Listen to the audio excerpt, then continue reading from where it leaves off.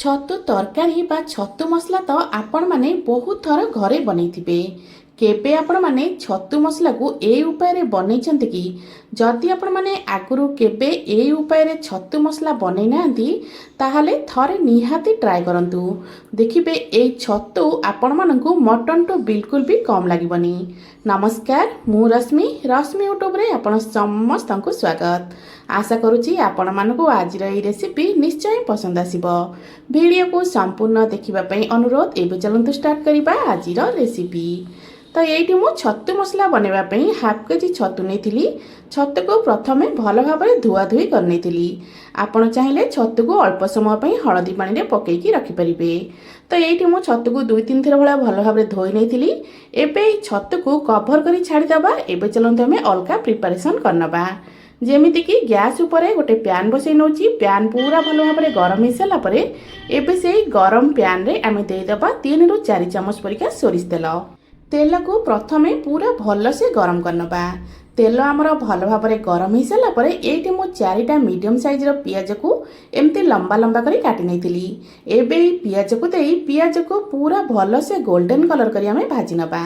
ସାଙ୍ଗମାନେ, ଆଜିର ଏହି ରେସିପି ଭିଡ଼ିଓକୁ ଆପଣମାନେ କେଉଁ କେଉଁ ଜାଗାରୁ ଦେଖୁଛନ୍ତି କମେଣ୍ଟ କରି ନିଶ୍ଚୟ ଜଣାଇବେ, ଯାହାଫଳରେ କି ମୁଁ ମଧ୍ୟ ଆପଣମାନଙ୍କୁ ଧନ୍ୟବାଦ ଦେଇପାରିବି।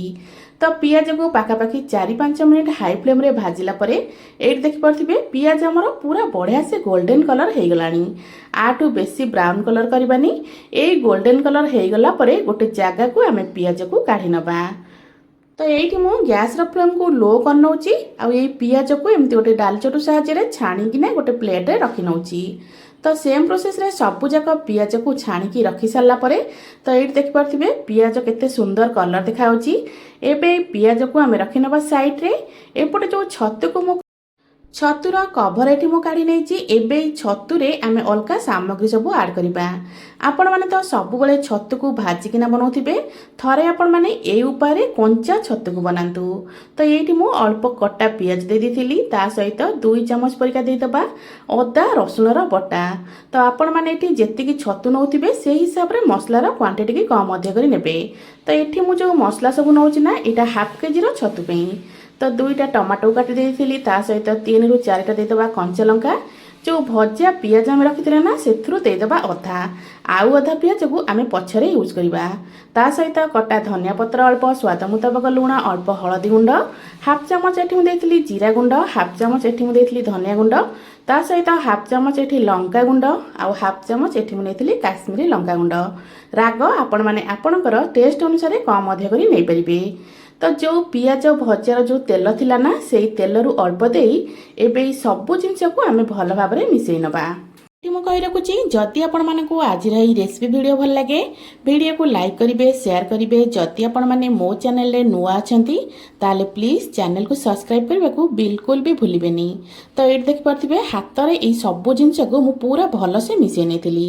ସବୁ ଜିନିଷକୁ ଏମିତି ଭଲ ଭାବରେ ମିଶାଇ ସାରିଲା ପରେ ଏବେ ଆମେ କ'ଣ କରିବା ନା ଆକୁ କଭର କରିଦେବା। କଭର କରି ପୁରା 15 ମିନିଟ୍ ପାଇଁ ଛାଡ଼ିଦେବା। ତ ମୁଁ ଏଠାକୁ କଭର କରି ପୁରା 15 ମିନିଟ୍ ପାଇଁ ଛାଡ଼ି ଦେଉଛି। पूरा 15 मिनिट पर ये मु गैस उपर गोटे प्यान बसई नहीं। प्यान पूरा भल भाव गरम हो सारापर से अल्प तेल देती। तेल आमर भल भाव गरम हो सारापर मुझे 2टा मीडियम साइज्र आलू को एमती छोट छोट खंडे काटि नहीं। तो आपण मैंने यही छतु तरकारी आलू को चाहिए स्किप करेंगे। तो मुझे 2टा आलू नहीं, आलू को भल भाव चोपा छड़े काटि सारापर भल से मुझे धोई नहीं। एवं आलू को आम पूरा भल भाव गोल्डन कलर कर भाजी नवा। गैस फ्लेम आमर यही जगह हाई अच्छी। हाई फ्लेम रे 3-4 मिनिट भाजिला पर देखिए आलूर कलरटा आमर धीरे धीरे पूरा चेंज होगा लगे। तो ये देखिपे आलू उपर आमर हल्का हल्का कलर आसवाक लगे। आपको आउ गोटे 2 मिनिट भाजी नवा। आउ गोटे 2 मिनिट भाजी सारापर ये मुझे 3टा तेजपत्र 2टा देती डालचीनी तेजपत्र को दे आलू सहित टिके आम मिसई नवा। सबू जिनस को भलसे टिके भाजी सारापर जो छतु को आम मैरिनेट कर रखी ना एबे से मैरिनेट करा छतु को ये आड करवा। तो गैस फ्लेम को सेमती ही हाई रे रखिथे, बिल्कुल भी लो करेंगे। तो ये मुझे मैरिनेट कर रखी छतु को दे सारापर सबू जिनस को प्रथम आम भल भाव गोल नवा। जेहेतु आम कंचा छतुरे बनईचे ना तो छतुरु हमर पानी बाहर। तो गैस फ्लेम को हाई रखी सबू जिनस को भल भाव मिसई नवा। प्रथम सबू जिनस को भल भाव मिसई सारापर एबे आम से हाई फ्लेम रे आपको कभर करके 3-4 मिनिट छाड़वा। ଆପଣମାନେ ତ ଛତୁ ମସଲା ଘରେ ଏମିତି ସବୁବେଳେ ବନାଉଥିବେ। ଥରେ ଆପଣମାନେ ଏଇ ଉପାୟରେ ଛତୁ ମସଲା ବନେଇ ଦେଖନ୍ତୁ। ଦେଖିବେ ଘରେ ସମସ୍ତଙ୍କୁ ଏଇ ଛତୁ ମସଲାଟା ଖାଇବା ପାଇଁ ବେଶ ପସନ୍ଦ ଆସିବ। ତ ସବୁ ଜିନିଷକୁ ଭଲ ଭାବରେ ମୁଁ ଏଠି ମିଶାଇ ନେଇଛି। ଏବେ ଆକୁ ଆମେ କଭର କରିନେବା। ଗ୍ୟାସ୍ର ଫ୍ଲେମ୍କୁ ବିଲକୁଲ ବି ଲୋ କରିବେନି, ହାଇ ଫ୍ଲେମ୍ରେ 3-4 ମିନିଟ୍ ପର୍ଯ୍ୟନ୍ତ ଛାଡ଼ିଦେବା।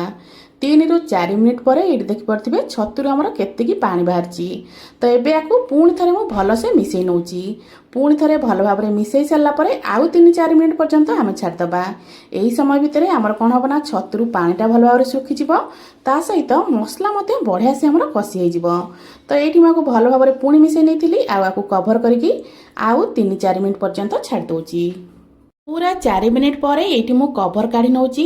ତ ଆପଣମାନେ ଏଇଠି ଦେଖିକି ଜାଣିପାରିବେ ଛତୁର ପାଣି ଯେଉଁଟା ନା ସେଇଟା ପୁରା ଶୁଖା ଶୁଖା ଏଠି ହେଇଯାଇଛି। ଆଉ ଯେଉଁ ମସଲାଟା ଆମର ଭଲ ଭାବରେ କଷି ହେଇଯାଇଛି ନା, ସେଥିପାଇଁ ମସଲାରୁ ଆମର ତେଲ ସବୁ ମଧ୍ୟ ଅଲଗା ହେବାକୁ ଲାଗିଲାଣି। ଛତୁ ଆଉ ମସଲାକୁ ମିଶାଇକି ମୁଁ ପୁରା 8-9 ମିନିଟ୍ ଭଳିଆ ଭଲସେ କଷି ନେଇଥିଲି। ଏଇ ଜାଗାରେ ଆପଣଙ୍କୁ ଗୋଟେ ବହୁତ ସୁନ୍ଦର ବାସ୍ନା ମଧ୍ୟ ଆସିବ। ତ ଏଇଠି ଦେଖିପାରୁଥିବେ ଆଳୁ ମଧ୍ୟ ଏଇଠି ପାଖାପାଖି 60-70% ଭଳିଆ ଭଲସେ ସିଝି ଯାଇଛି। ତ ଏମିତି ଯେତେବେଳେ ମସଲା ପୁରା ଭଲ ଭାବରେ ଆମର କଷି ହେଇଯିବ ନା, ତ ଆପଣମାନଙ୍କୁ ଯେତିକି ଛତୁ ତରକାରୀରେ ଝୋଳ ଦରକାର ବା ଗ୍ରେଭି ଦରକାର ଆପଣମାନେ ସେଇ ହିସାବରେ ପାଣି ଏଠି ଆଡ଼୍ କରିବେ। ତ ଯେଉଁ ଜାଗାରେ ମୁଁ ଛତୁକୁ ମ୍ୟାରିନେଟ୍ କରି ରଖିଥିଲି ସେଇ ଜାଗାକୁ ଧୋଇକି ମୁଁ ଏଠି ଅଳ୍ପ ପାଣି ଦେଇଥିଲି। ଯେମିତିକି ଗୋଟେ ଛୋଟ ଗ୍ଲାସରେ ଗ୍ଲାସ୍ ଭଳିଆ ପାଣି ଏଠି ମୁଁ ଦେଇଥିଲି। ଏବେ ଆକୁ ଭଲସେ ଟିକେ ଆମେ ଗୋଳେଇ ନେବା। ଗୋଳେଇ ସାରିଲା ପରେ ଗ୍ୟାସ୍ର ଫ୍ଲେମ୍କୁ ପୁରା ମିଡ଼ିୟମ୍ କରିନେବା। ମିଡ଼ିୟମ୍ ଫ୍ଲେମ୍ରେ ଆକୁ ଆମେ କଭର କରିକି 7-8 ମିନିଟ୍ ପର୍ଯ୍ୟନ୍ତ ଫୁଟେଇ ନେବା ବା ସିଝେଇ ନେବା। ତ ଏବେ ଆକୁ ମୁଁ କଭର କରିକି 7-8 ମିନିଟ୍ ପର୍ଯ୍ୟନ୍ତ ଛାଡ଼ି ଦେଉଛି। 7-8 ମିନିଟ୍ ପରେ ଆମ ଛତୁ ତରକାରୀ ପୁରା ରେଡ଼ି ହେଇଯିବ। ତ ଏଇଠି ମୁଁ 7-8 ମିନିଟ୍ ଛତୁ ତରକାରୀକୁ ଭଲ ଭାବରେ ସିଝେଇଥିଲି। ଏବେ ଦେଖିପାରୁଥିବେ ଆର ମୁଁ କଭର କାଢ଼ି ନେଇଛି। ତ ଦେଖିକି ଜାଣିପାରୁଥିବେ ତରକାରୀଟା ଆମର କେତେ ଟେଷ୍ଟି ବନିଛି। ତ ଏବେ ଚାଲନ୍ତୁ ପ୍ରଥମେ ଆମେ ଆଳୁକୁ ଚେକ୍ କରିନେବା ଆଳୁ ଭଲ ଭାବରେ ସିଝିଛି କି ନାହିଁ। ତ ଏଇଠି ଦେଖିପାରୁଥିବେ ଆଳୁ ପୁରା ବଢ଼ିଆ ସେ ସିଝି ଯାଇଛି। এই ସବୁ ଜିନିଷକୁ ଭଲ ଭାବରେ ଟିକେ ମିଶାଇ ସାରିଲା ପରେ ଏଇଠି ଆମେ ଅଳ୍ପ କଟା ଧନିଆ ପତ୍ର ଦେଇଦେବା। ତ ଏଇଠି ମୁଁ ସବୁ ଜିନିଷକୁ ଭଲ ଭାବରେ ମିଶାଇ ନେଇଛି। ଯଦି ଆପଣମାନଙ୍କୁ ଆଠୁ ବେଶୀ ଶୁଖା ଶୁଖା ଦରକାର ତାକୁ ଏମିତି ଟିକେ ଫୁଟେଇ ନେବେ, ଯାହାଫଳରେ କି ପାଣି ମଧ୍ୟ ଟିକେ ଶୁଖା ଶୁଖା ହେଇଯିବ। ତ ଏଇଠି ମୁଁ ଅଳ୍ପ କଟା ଧନିଆ ପତ୍ର ଦେଇଦେଉଛି।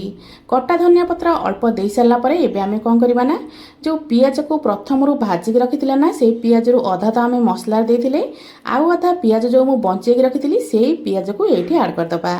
ଏମିତି ଲାଷ୍ଟରେ ଅଳ୍ପ ପିଆଜ ଭଜା ଦେବେ, ତାର ଫ୍ଲେଭରଟା ପୁରା ଅଲଗା ଆସିଥାଏ। ଏବେ ଆକୁ ଆମେ କଭର କରିଦେବା, ଗ୍ୟାସ୍ର ଫ୍ଲେମ୍କୁ ଅଫ୍ କରିନେବା।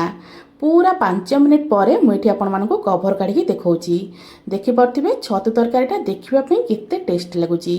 ଦେଖିବା ପାଇଁ ଯେତିକି ସୁନ୍ଦର ଲାଗୁଛି ନା, ଖାଇବା ପାଇଁ ମଧ୍ୟ ସେତିକି ହିଁ ସୁଆଦିଆ ବନିଥିଲା।